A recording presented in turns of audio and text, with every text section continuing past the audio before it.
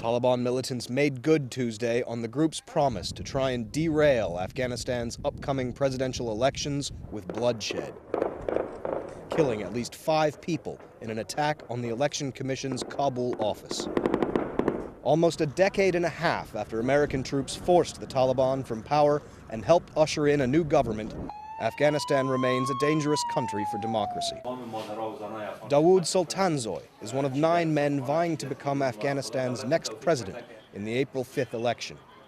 Until then, his days look a lot like American presidential candidates: handshaking, shoulder-patting, and an all-out verbal assault to convince Afghans he can make their lives easier and their country better. But that may be where similarities to the U.S. campaign trail end.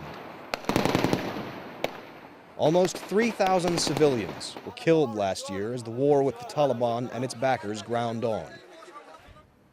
So you'd think public figures like Sultanzoi would take special precautions. But he doesn't. He drives himself around the country, delivering his message to anyone who will listen. Sultanzoi says he can't afford elaborate security and doesn't need it anyway. People know me, and I'm very proud of that record. Therefore, I am with the people, very comfortable with them, and threats don't scare me. Not even the Taliban.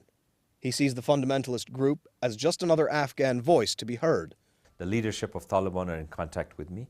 They are very much in favor of me winning the election because they think that they can talk to me during the peace process, and I can deliver peace. Sultanzoi may be a man of the people, but the people may not be ready to vote for him. He's not polling very well. He blames that, in part, on another problem in Afghan politics. The corruption and the fraud that will take place that is being geared for the president and his group and some other groups. Sultanzoi accuses current President Hamid Karzai, who can't run again due to term limits, of meddling in the election process. Sultanzoi says it all makes for a very uneven playing field. And that, this candidate argues, is a bigger threat to Afghanistan's democratic process than the men trying to blow it up. Tucker Reels, CBSNews.com.